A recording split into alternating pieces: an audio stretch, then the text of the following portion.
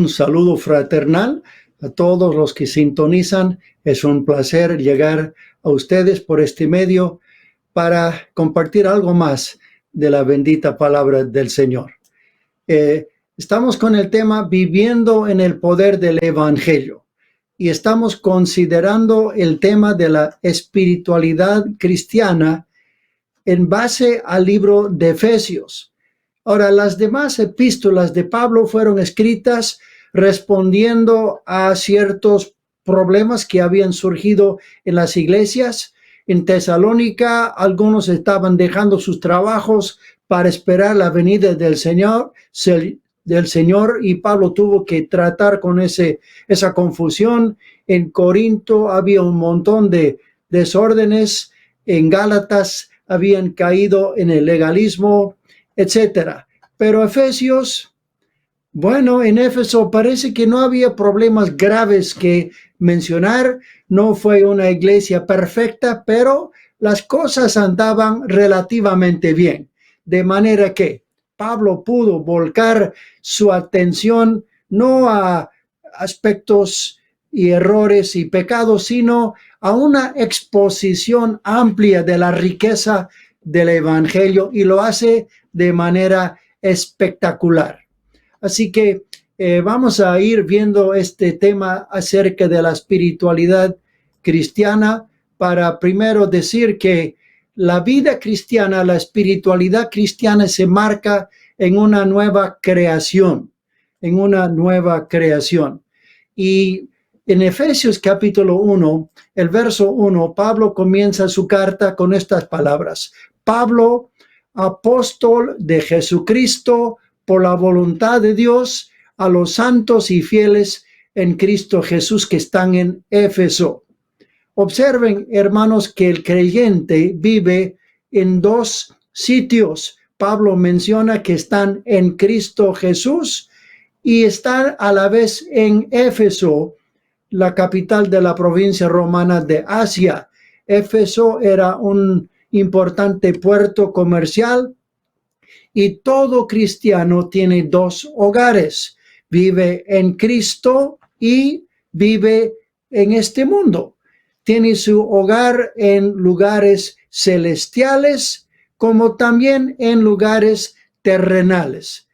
John Stott nos recuerda que tenemos la tendencia de o seguir a Cristo y aislarnos de este mundo, o de ocuparnos tanto con el mundo que nos olvidamos que estamos en Cristo. Y Él nos recuerda que finalmente nos relacionamos con dos lugares. Somos ciudadanos de dos reinos, ¿verdad? El creyente se encuentra unido a Cristo. Su vida está conectado con Dios por la presencia del Espíritu Santo. A la vez tiene su ciudadanía en este mundo, tiene una identidad terrenal, es decir, podemos decir que tenemos doble nacionalidad. La vida del creyente tiene una dimensión vertical y horizontal. Estamos en comunión y en contacto con Dios, a la vez en contacto con las realidades cotidianas de la vida terrenal. Ambos factores están presentes en una auténtica espiritualidad. Es decir, nuestra vida se desenvuelve en dos ámbitos. En el verso 9, Pablo dice: dándonos a conocer el misterio de su voluntad según su beneplácito, el cual se había propuesto en sí mismo.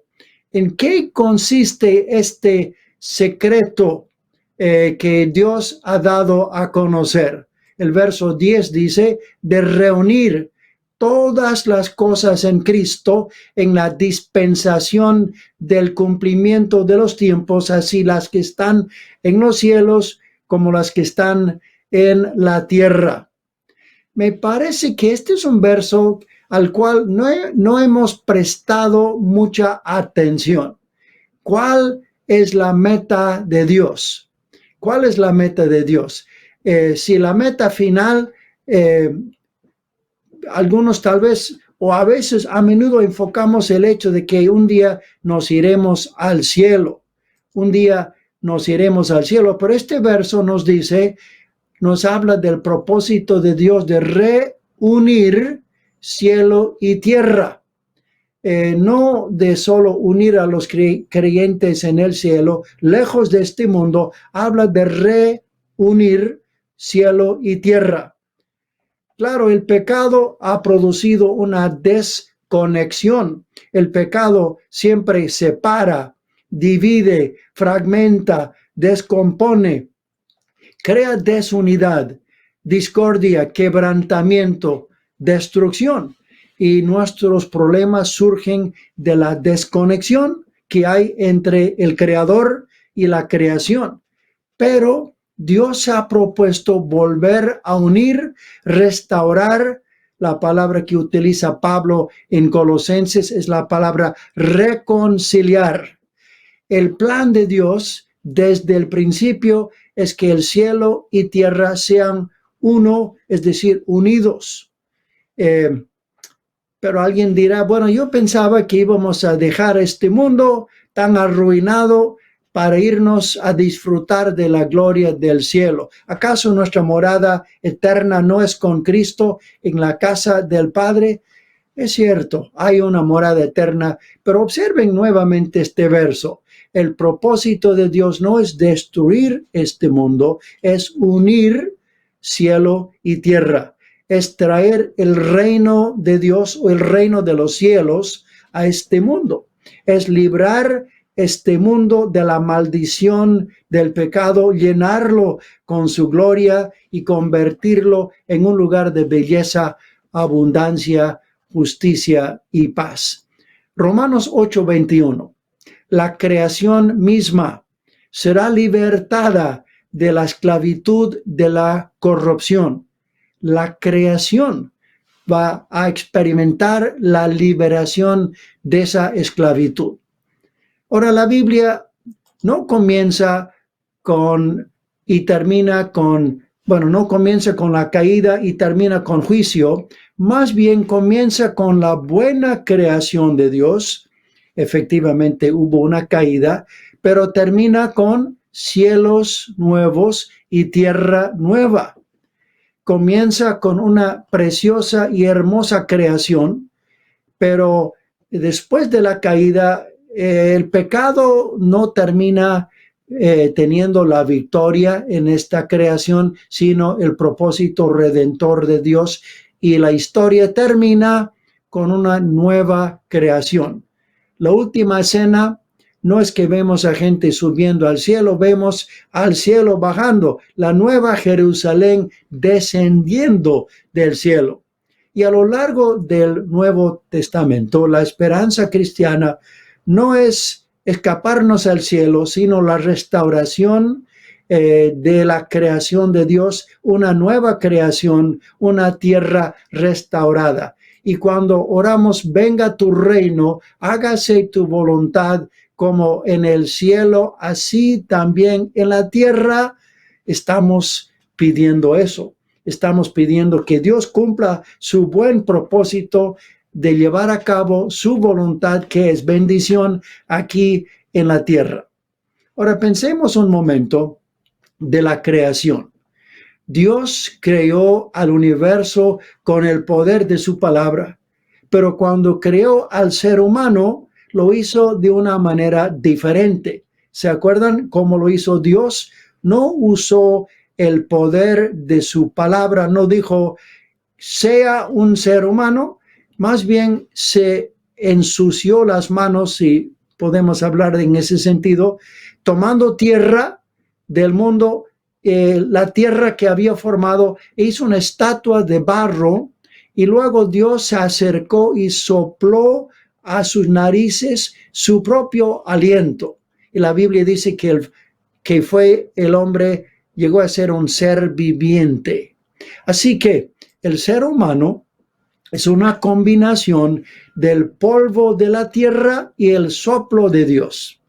Una parte de su ser vino de este mundo, otra parte vino del cielo. en el ser humano se produjo un encuentro entre cielo y tierra.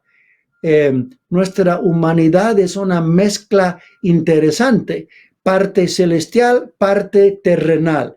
Lo celestial y lo terrenal se encuentran entrelazados, entretejidos.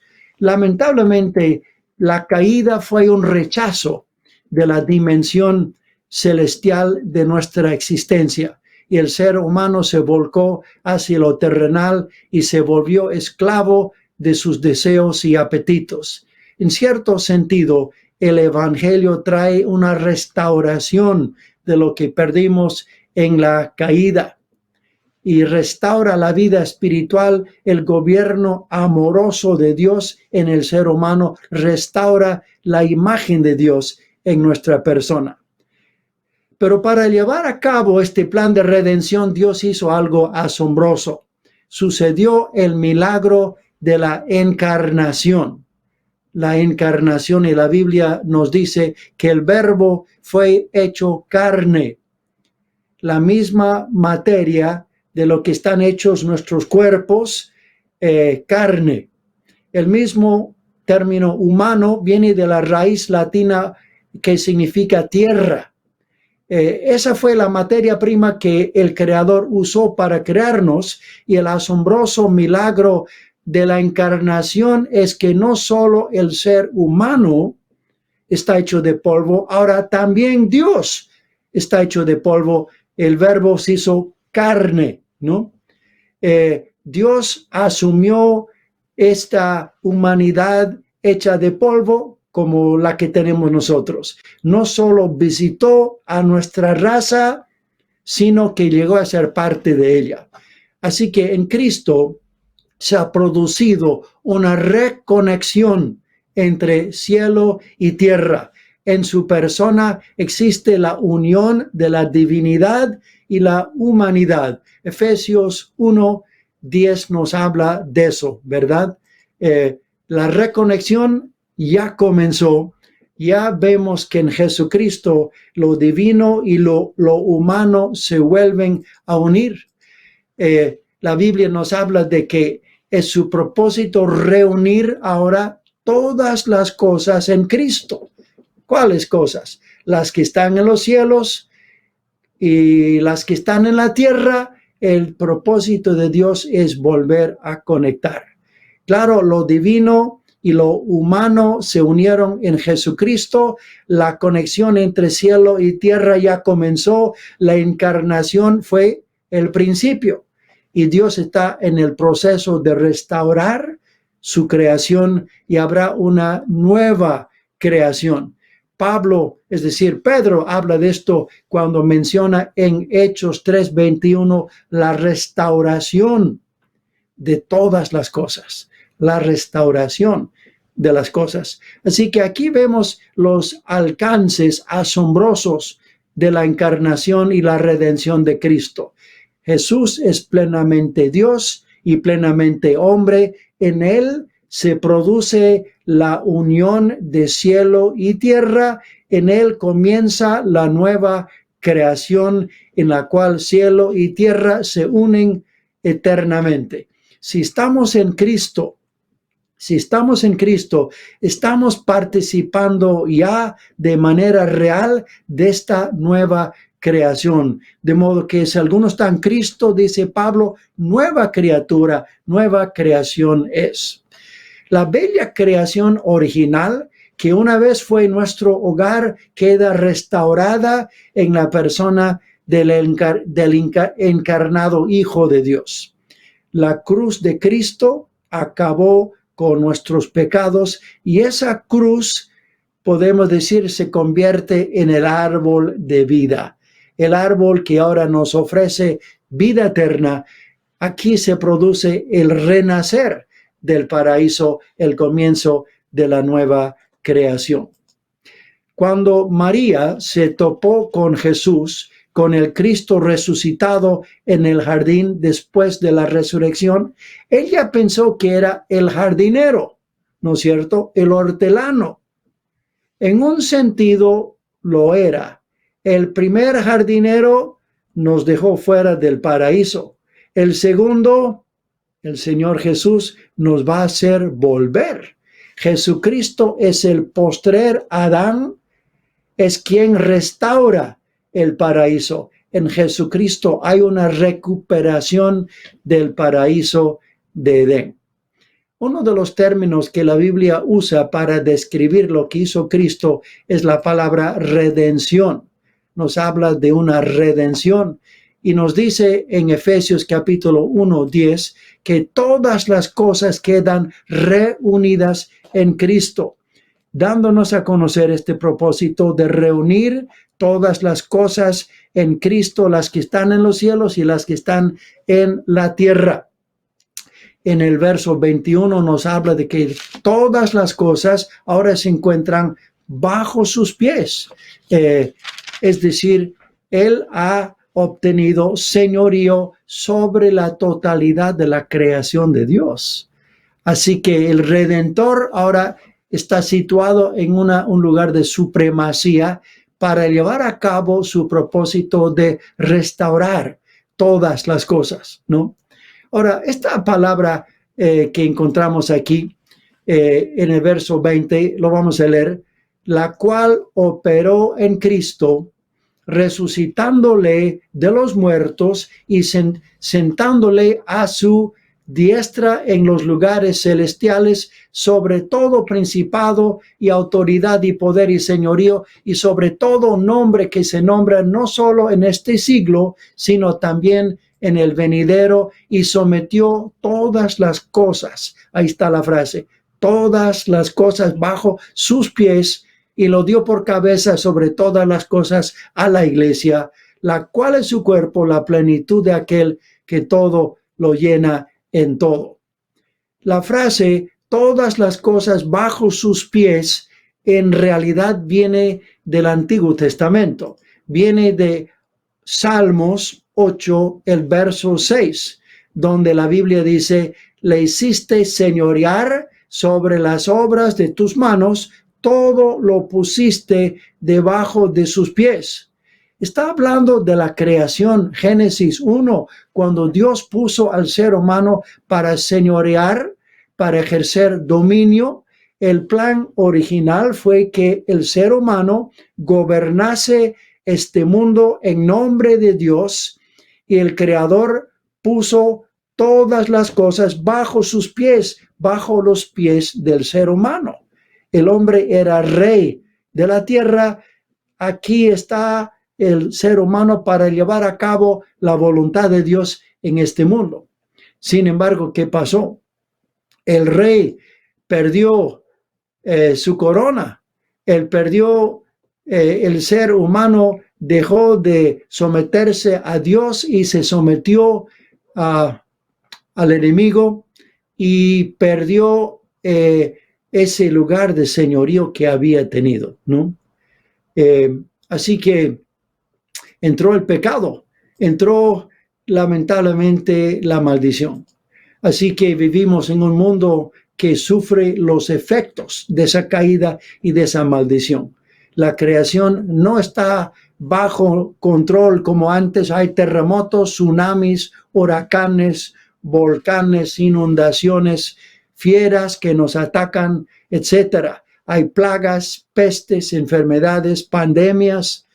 La naturaleza no se sujeta a nosotros. Es decir, dejamos de someternos a Dios y la creación dejó de someterse a nosotros. En eso apareció Jesucristo. Él vivió totalmente sometido a la voluntad de Dios. Y ahora por fin tenemos a un ser humano que obedece perfectamente a Dios. Él se sometió a Dios y fíjense, la creación entera quedó sometida a Él. Y leemos aquí en Efesios 1:22, sometió todas las cosas bajo sus pies. Cristo vino a restaurar el reino de Dios, y reino de Dios no significa el cielo, significa Dios reinando sobre este mundo. vino a restaurar el reino de Dios y ahora por medio del Señor Jesús, la raza humana recupera su corona, ¿no? Así que observen, los alcances de la redención abarca mucho más que almas humanas. El propósito de Dios es redimir al mundo entero, la totalidad de la creación. Abarca todo, jirafas, ballenas, águilas, abarca cultura, política, familia, educación, ciencia. El evangelio tiene alcances cósmicos. Ahora vamos un momento al libro de Colosenses. Colosenses es un libro gemelo con Efesios, muy parecidos, muy similares. Y en el capítulo 1, Pablo habla de la creación y habla de la redención. Y hay podemos hacer aquí dos listas de lo que ocurre por medio del Señor Jesucristo. Nos dice Pablo que Cristo es el primogénito de toda creación, tiene el primer lugar. Y luego nos dice que es primogénito de entre los muertos. Así que hay una obra de resucitar, de impartir vida, y Cristo es el primero y muchos más alcanzan vida por medio de él. Nos dice Pablo que todo fue hecho por él. Él es el creador, todo es obra de sus manos. Y no solo todo fue hecho por él, ahora todo es reconciliado. Aquí hablamos de la restauración, la redención, ¿verdad? De todas las cosas. Y luego nos dice Pablo que él es antes de todas las cosas, en la creación ocupa el primer lugar, y luego nos dice que tiene preeminencia en esta nueva creación. Cristo es el autor de esta obra y él es quien tiene preeminencia. Así que él es creador, él es redentor. Aquel que creó al universo vino a redimirlo, a restaurarlo. Y la frase todas las cosas aparece 6 veces en este pasaje en Colosenses. Colosenses capítulo 1, verso 20 dice así: y por medio de él, Cristo, reconciliar consigo, ¿qué cosas? Todas las cosas, así las que están en la tierra como las que están en los cielos, haciendo la paz mediante la sangre de su cruz. El creador es también redentor. Observen el alcance de su obra. La palabra todo es repetida una y otra vez. Todo fue creado por él, todo queda redimido por él. La obra de Cristo como creador y redentor abarca el universo entero. No hay nada que queda fuera del alcance de su obra redentora. Así que tomen en cuenta que la obra de Dios no con la creación y termina en el cielo. Comienza con una buena creación y termina con una creación redimida y restaurada. Dios no tiene planes de abandonar su creación. Quien gana en este mundo no es el diablo. Dios lo creó y lo va a redimir, y él lo va a perfeccionar y va a llevar a cabo a perfección esa obra. Ahora, la palabra creados lo encontramos, por ejemplo, aquí en Efesios 2:10, porque somos hechura suya, creados en Cristo Jesús para buenas obras. La palabra creado en el Nuevo Testamento se utiliza en 2 sentidos. Se refiere a la creación original de Génesis, y también se utiliza para hablar de la nueva creación que vino a traer el Señor Jesucristo. De modo que si alguno está en Cristo, nueva criatura es. Las cosas viejas pasaron y aquí todas son hechas nuevas. Es decir, ya han aparecido en este mundo nuevos seres humanos, un nuevo tipo de ser humano, y tal vez tú, querido hermano, eres uno de ellos. Ahora, literalmente, en el original, 1 Corintios 5:17, dice: si alguno está en Cristo, nueva creación.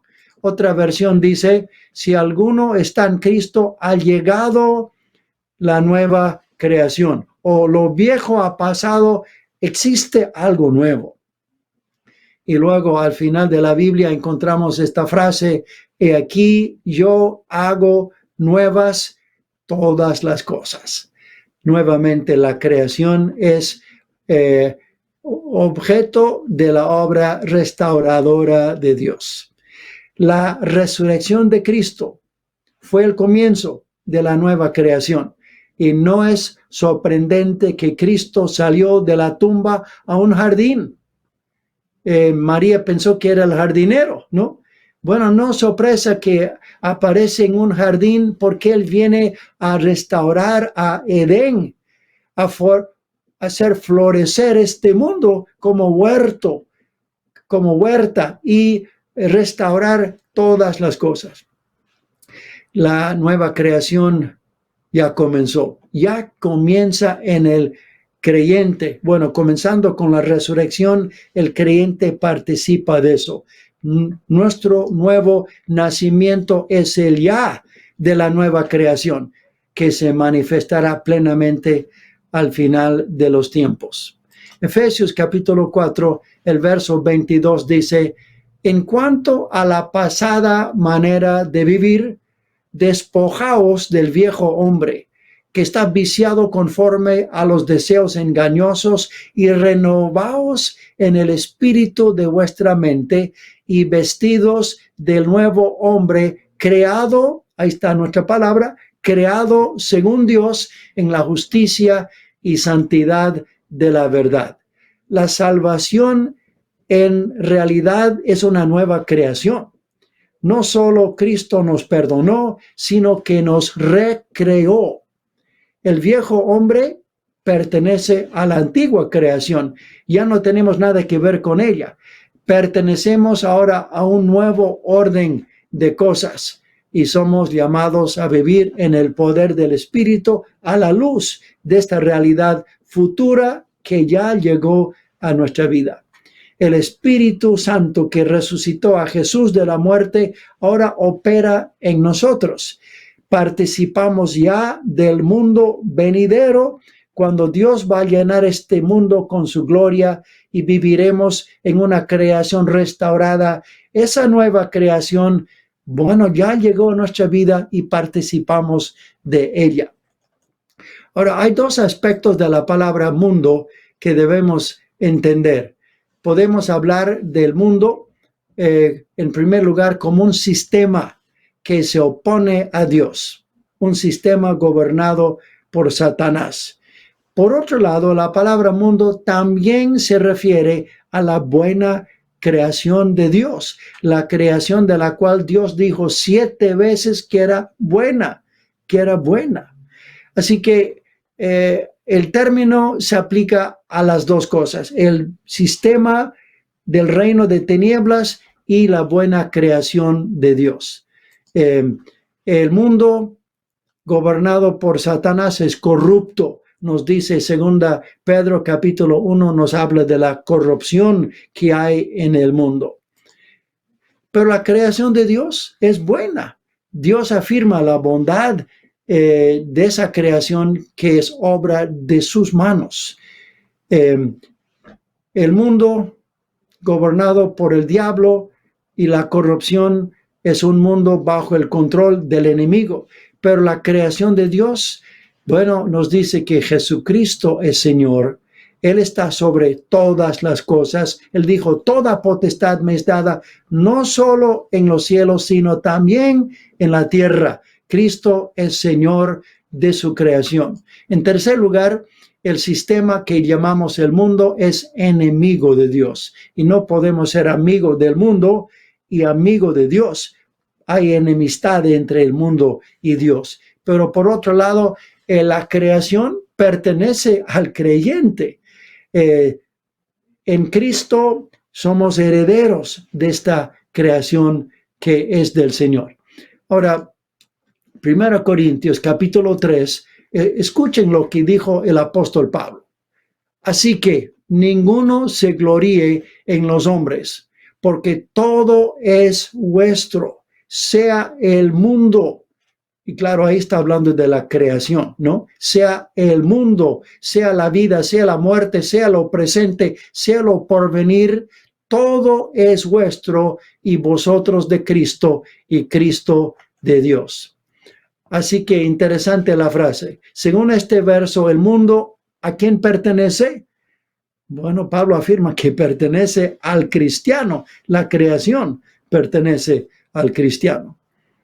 Así que la vida cristiana se involucra dos respuestas, ¿no? El mundo, el sistema gobernado por el enemigo, tenemos que aprender a decir no a los deseos pecaminosos. Pero la creación de Dios, la buena creación de Dios, ahí tenemos que decir sí y reconocer que es buena, que es regalo de Dios y las cosas buenas las disfrutamos dando gracias al Señor. Ahora, si no aprendemos a decir no, caímos en la mundanalidad, ¿no? Hay un no que tenemos que decir, pero si no aprendemos a decir sí frente a la creación, caímos en una espiritualidad negativa y represiva. Así que hay un no, el sistema gobernado por las tinieblas, y hay un sí, que es la respuesta que asumimos frente a la buena creación de Dios.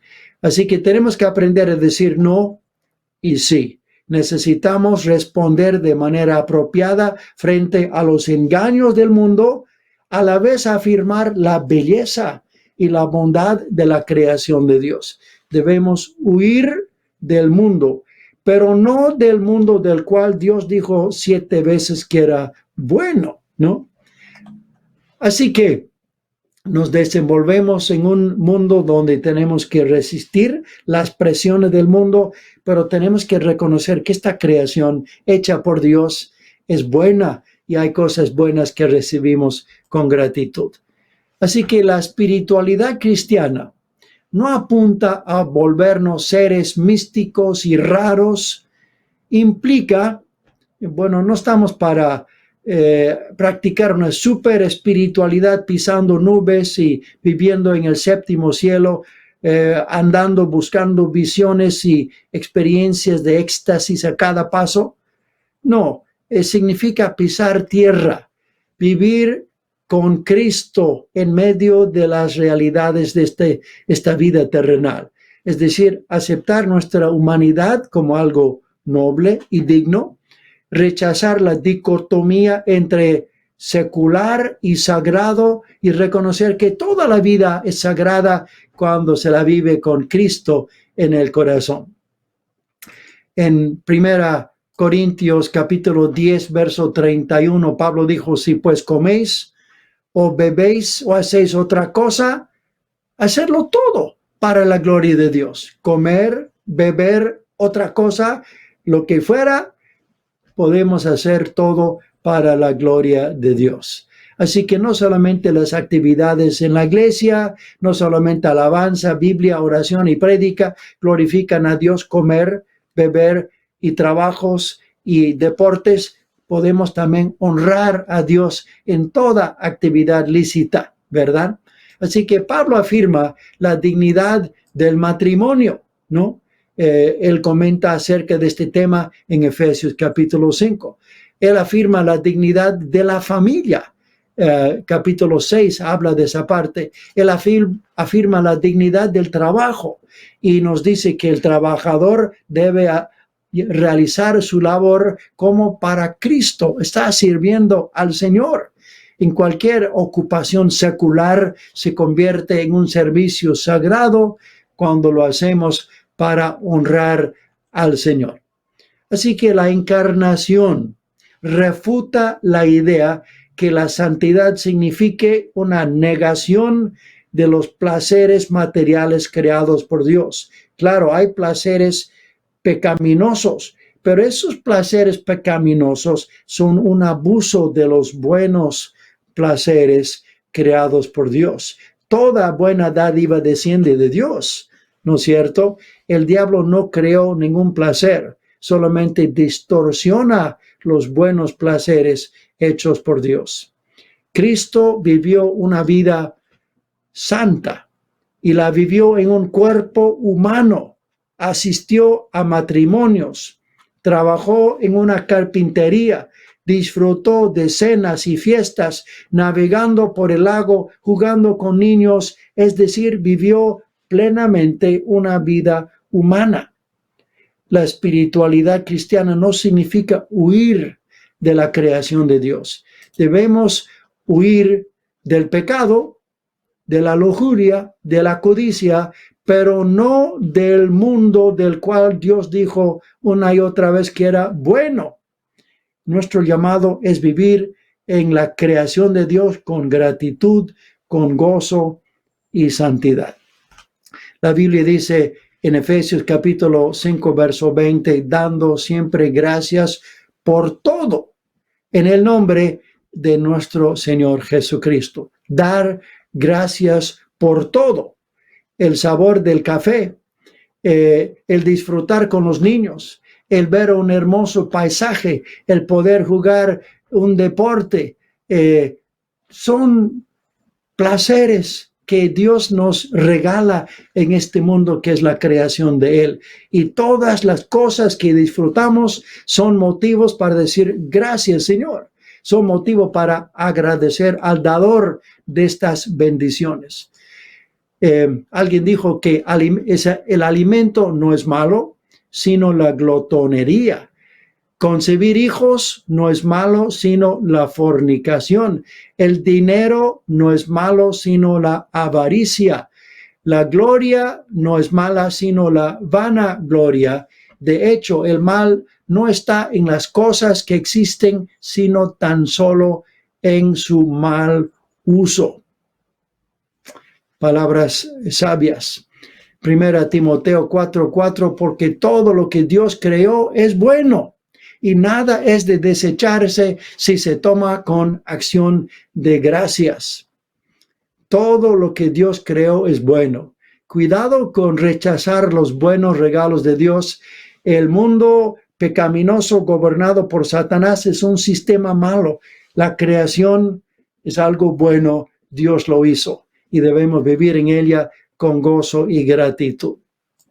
Martín Lutero dijo esto: hasta el momento he gastado mi vida en lamento y tristeza, ahora busco y acepto gozo donde quiera que lo encuentre.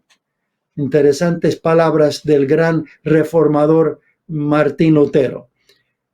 La espiritualidad cristiana, hermanos, se vive plenamente en el contexto de este mundo terrenal y debemos aprender a recibir las cosas buenas con gozo y gratitud en el corazón. Mi esposa trabaja en un ministerio carcelario. A menudo visita a presos y un día fue y había un hermano que estaba en aislamiento y solo pudo hablar por medio de una pequeña ventana en la puerta. Y el hermano dijo: hermana Wendy, Dios me está enseñando a ser agradecido. Y ahora este hombre vive en un cuartito chiquito, oscuro y frío. Él dice que está aprendiendo a ser agradecido. Y mi esposa dice: ¿y por qué dices eso? Él dijo: bueno, aquí tengo una cama donde dormir. Hay personas que no tienen cama. Tengo una frazada con la que me puedo cubrir. Hay personas que no tienen frazada y cada día me traen de comer. Hay personas que no tienen nada para comer. Y ahí ese hombre, viviendo en un lugar horrible, está aprendiendo a decir gracias, Señor. Está aprendiendo a dar gracias en un contexto no bonito, pero sí está encontrando motivos para agradecer al Señor. Un hermano dijo: el asunto crucial es si das todo por sentado o si das gracias en todo, ¿no? ¿Vamos a dar todo por sentado o vamos a reconocer que las cosas buenas son provisión y regalo de Dios? Aprender a dar gracias en todo, queridos hermanos, es aprender una lección muy, muy grande. Ahora en Efesios capítulo 5, fíjense lo que dice Pablo. Pero fornicación y toda inmundicia o avaricia, ni aun se nombre entre vosotros como conviene a santos, ni palabras deshonestas, ni necedades, ni truhanerías, que no convienen, sino antes bien, ¿qué cosa? Acciones de gracias. Acciones de gracias. Saben ustedes que la ciudad de Éfeso era un lugar donde había un famoso templo, un templo a la diosa Diana, la diosa de la fertilidad, y la veneración de Diana incluía orgías sexuales. En ese lugar había un descontrol en el área sexual, ¿no? Según estos versos, en el lugar de la lujuria, los hermanos en Éfeso, donde había tanta inmoralidad, tanto libertinaje, debían alejarse de la fornicación y de varios otros pecados, y en lugar de practicar esos pecados, ¿qué deben hacer? Acciones de gracias. Interesante. ¿Qué cosa debemos poner en lugar del pecado en nuestra vida? Bueno, hay una exhortación aquí de decir gracias al Señor. Y claro, no debemos sucumbir al pecado, pero podemos decir gracias, Señor, por la esposa que un día tú me vas a dar, con quien podré disfrutar esta área, o gracias por la esposa que tengo, Señor, y el regalo de tener intimidad con ella. Y en lugar de decir sí a la tentación, decimos alabado sea el Señor, y comenzamos a usar acción de gracias para combatir la tentación, y colocamos algo en lugar de la tentación. Claro, no podemos dejar un vacío, dejamos acciones de gracias que se convierten en una fuerte manera de decir no a la tentación y de más bien gozarnos en lo que Dios sí ha provisto. Así que hemos podido ver en este tema de que el propósito de Dios es unir cielo y tierra. No es solamente escaparnos del mundo para un día vivir en el más allá, más bien es entender de que finalmente, si bien Dios nos redime, su propósito final es redimir la totalidad de su creación. Vivimos en un mundo al cual Dios ama y tiene planes para este mundo. Cristo volverá, establecerá su reino, y un día la tierra será llena de la gloria de Dios como las aguas cubren el mar. Así que Pablo nos deja con esta palabra, dando siempre gracias por todo en el nombre de nuestro Señor Jesucristo. Una palabra que nos exhorta a entender que nuestra vida en la tierra pues nos trae muchos motivos que pueden convertirse en motivo de acción de gracias, porque si bien vivimos en Cristo, vivimos en esta tierra hecha por Cristo, y cada regalo, cada bendición es motivo para alabar a nuestro Señor. Que Dios bendiga su palabra. De esa manera terminamos el segundo tema de nuestra serie, y pues les dejo con nuestro querido hermano Eddie.